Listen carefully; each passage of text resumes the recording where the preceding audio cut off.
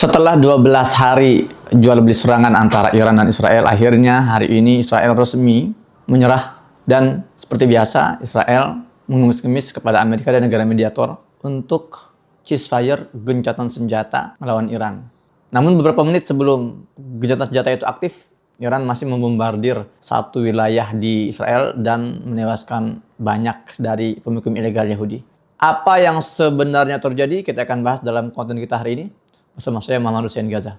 Assalamualaikum warahmatullahi wabarakatuh. Alhamdulillah teman-teman, apa kabar semuanya? Kembali lagi bersama saya Muhammad Hussein di channel kita Muhammad Hussein Gaza.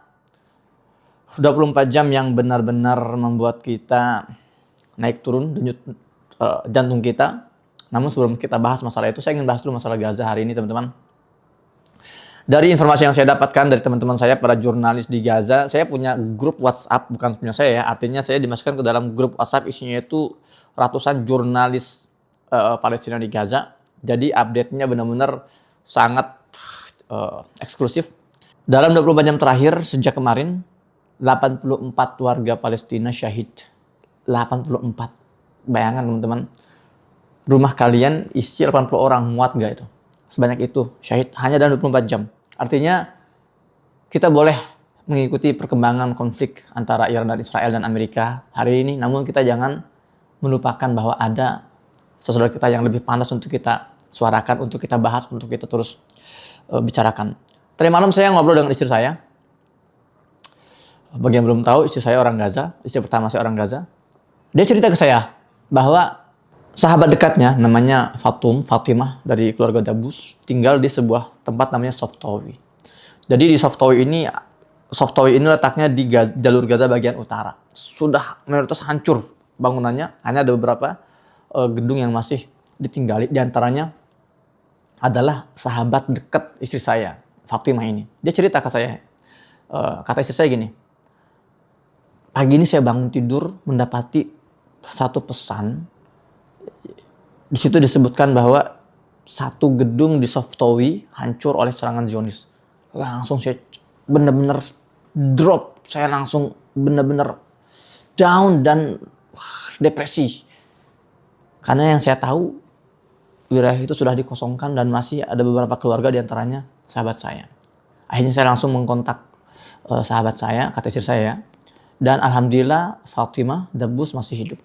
Dan ketika saya tanya, apakah berita itu benar? Jawabannya adalah, ya benar, tapi itu mentarget tetangga kami, satu gedung samping rumah kami. Dan dia bilang apa? Dia bilang gini, ya kami sudah tidak punya pilihan lain. Bagi kami lebih baik kami syahid terbunuh di rumah kami, di tempat kami, dibom nggak masalah, daripada kami harus keluar dengan kondisi terhina, kemudian tinggal di tenda-tenda yang juga itu tidak aman dari serangan-serangan Zionis. Dan dia bilang, Fatimah ini bilang ke istri saya, bahwa saking sulitnya kondisi di wilayah utara, jadi korban-korban luka, korban-korban jiwa yang terkena bom, itu dibiarkan begitu saja. Nggak ada ambulan yang mengangkut, nggak ada tim keamanan atau civil defense yang mengevakuasi, udah nggak ada. Jadi dibiarkan begitu saja. Dulu awal-awal ketika saya masih di Gaza, itu kalau satu rumah hancur, boom! Orang-orang berbondong-bondong datang, lalu mengevakuasi, ada ambulan datang. Masih ada seperti itu. Tapi ini sudah 2 tahun berlalu. Sudah 2 tahun berlangsung. Tidak ada lagi ambulan yang tersisa. Dan tim evakuasi yang selama ini mengevakuasi korban-korban itu mereka sengaja ditarget dan sudah hampir habis. Jadi ya mereka yang tertium pada runtuhan itu terpaksa harus kehabisan darah di lokasi mereka. Ya orang pun mau datang, mau angkat pun ke rumah sakit pun sudah tidak ada kasur-kasur yang tersedia, tidak ada obat-obatan untuk merawat. Itu yang pertama. Kemudian yang kedua juga suami dari saudara ipar saya di Gaza, namanya Mus'ab, dia bercerita bagaimana keluarganya ya nggak ada makanan, nggak ada minuman, dan dia nggak mau keluar karena kan ada distribusi gandum ya yang berada di Rafah, itu sebetulnya dioperasikan oleh Amerika. Banyak orang berbondong-bondong sana, tapi perhatikan teman-teman, mereka yang keluar dari rumah mereka, dari tenda-tenda mereka untuk mencari gandum itu mereka tahu kami sekarang sedang berjalan tanpa ada kejelasan atau jaminan kita akan kembali dalam kondisi hidup. Karena banyak kasus, banyak sekali, hampir 1.000 warga itu mereka keluar ingin mengantri mendapatkan gandum, namun mereka pulang ke rumah mereka tidak dengan gandumnya, tapi dalam berbentuk jenazah atau jasad yang sudah terbujur kaku. La haula wala quwwata illa billah. Jadi warga Gaza ini sudah benar-benar, ya mereka sudah, ya istilahnya berdamai dengan semua penderitaan ini, dan itu bukan sejak sekarang saja tapi sudah sejak lama seperti itu. Nah, intinya teman-teman, apapun ya panas eskalasi yang sedang terjadi antara negara-negara ini, kita tetap fokuskan mata kita terhadap Gaza.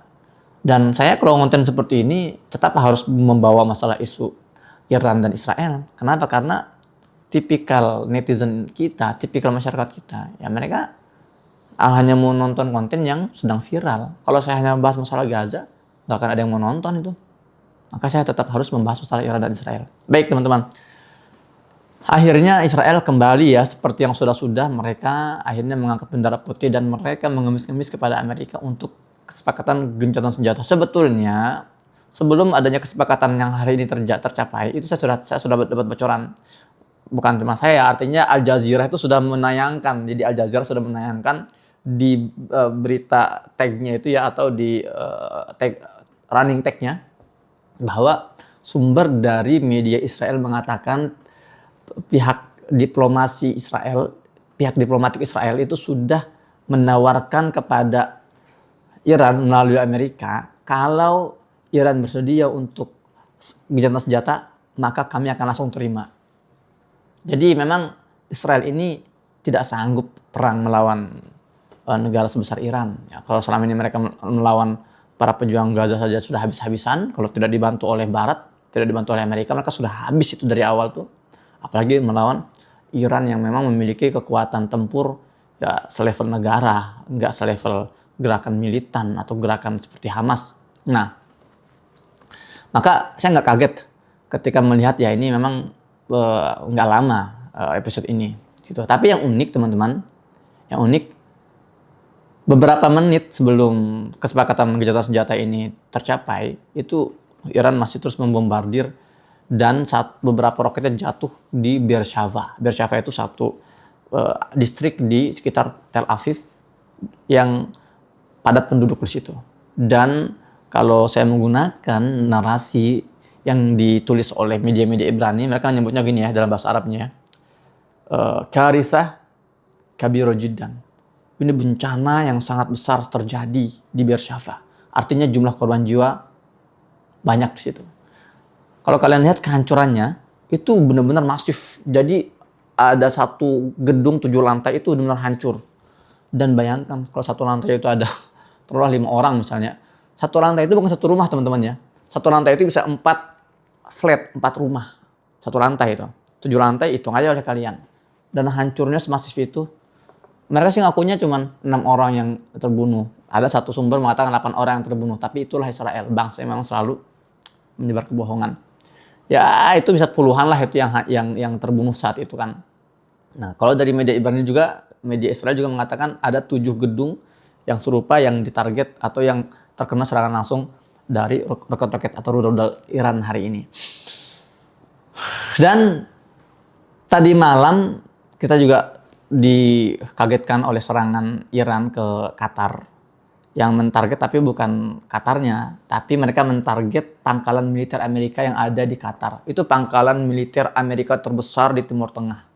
Jadi ada sekitar mungkin hampir 20 ya pangkalan militer Amerika yang ada di Timur Tengah. Yang paling banyak ada di Bahrain. Sementara yang paling besar ada di Qatar, namanya Udeid. Dan tadi malam Garda Revolusi Iran meluncurkan roket-roketnya ke pangkalan militer Amerika yang ada di Qatar. Uniknya, teman-teman, beberapa menit setelah mereka melancarkan serangannya, di bawah kode operasi Bashair al-Fatah atau berita-berita gembira kemenangan, beberapa menit setelah Iran melakukan serangannya ke pangkalan militer Amerika yang ada di Qatar, mereka langsung membuat cuitan di platform X-nya, bahasa Arab, kurang lebih begini artinya. Wahai saudaraku umat muslim di Qatar, mohon maaf karena kami mengirimkan roket-roket ini. Tapi ketahuilah bahwa yang kami serang bukan kalian. Tapi yang kami serang adalah Amerika dan Israel. Itu adalah musuh kami. Kenapa Iran sampai berani menyerang atau istilahnya melanggar kedaulatan Qatar? Ya karena memang Iran sudah dilanggar duluan kedaulatannya. Serangan-serangan Israel ke Isfahan, ke Teheran, dan serangan Amerika ke 3 lokasi nuklir yang ada di Iran, itu semua jelas pelanggaran-pelanggaran yang sangat nyata terhadap kedaulatan Iran. Dan Iran sudah mengingatkan kepada Amerika jauh sebelum hari ini kan, bahwa yang kami serang hanya Israel, karena Israel yang menyerang kami. Tapi kalau Amerika ikut campur dalam serangan ke Iran, maka jangan kaget, jangan salahkan kami kalau kami juga akan mentarget pangkalan-pangkalan militer Amerika yang ada di sekitar kami, yang ada dalam jangkauan roket-roket kami. Dan ya Iran seperti biasa, mereka ketika berkomitmen, mereka mengeluarkan statement, ya mereka melakukan, nggak sekedar omong-omong doang. Makanya itu yang menjadi ketakutan terbesar Amerika itu. Kalau Iran mengarahkan juga serangannya ke pangkalan militer ada di Irak, yang ada di Suriah, yang ada di Bahrain, yang ada di Uni Emirat Arab, yang ada di Saudi Arabia, wah itu kacau sekali. Namun teman-teman, yang uniknya bahwa serangan-serangan ini sebetulnya sudah terkoordinasi. Serangan Iran ke Qatar itu sudah dikoordinasikan oleh Iran kepada pihak Qatar. Bahkan ada satu sumber yang saya baca mengatakan sebetulnya Qatar lah yang memberikan proposal atau usulan kepada Iran. Udahlah Iran, kamu kan sudah diserang nih. Ya untuk menyelamatkan wajahmu, serang aja pangkalan militer Amerika ada di kami. Tapi dengan serangan yang terukur. Dan itu juga sudah disepakati juga oleh Amerika gitu kan. Apakah ini drama? Bukan drama. Ini menunjukkan bahwa baik Amerika maupun Iran, mereka nggak ada yang mau perang sebetulnya. Dan Iran juga bukan negara yang kemarin sore. Mereka memiliki pakar geopolitik yang sudah ratusan tahun ya. Dari masa-masa Persia. Dan mereka mengetahui kalau Iran ini gegabah, kalau Iran ini memilih untuk perang habis-habisan, mereka terjebak. Artinya mereka terjebak dalam tipu daya dan muslihat Netanyahu. Yang memang sengaja Netanyahu ini kenapa menyerang Iran? Karena ingin menarik Iran dan Amerika untuk clash sehingga tercipta kekacauan di kawasan Timur Tengah. Dan dia, Netanyahu ini, akan selamat dari berbagai skandal-skandal politik dan korupsi yang sedang dia hadapi di internalnya. Jadi jelas ya, baik Amerika, baik Iran, mereka memperhitungkan, baik Rusia, perhitungkan, oh gini kita ini bukan kepentingan untuk kita kalau kita perang sekarang. Fokus kita tetap di Palestina. Nah, jadi yang sekarang sedang kacau balau itu adalah Israel. Kenapa? Karena Israel gagal memperbesar konflik ini dan gagal menarik negara-negara ini untuk masuk dalam perang dunia ketiga. Jadi bukan hanya serangan Iran ke Qatar yang sudah terkoordinasi, tapi juga serangan Amerika ke 3 pangkalan nuklir Iran pun sudah dikoordinasikan. Ya, itu juga ada beberapa sumber yang memastikan itu. Jadi memang ya itulah kenapa tidak ada korban jiwa atau korban luka atau kehancuran masif.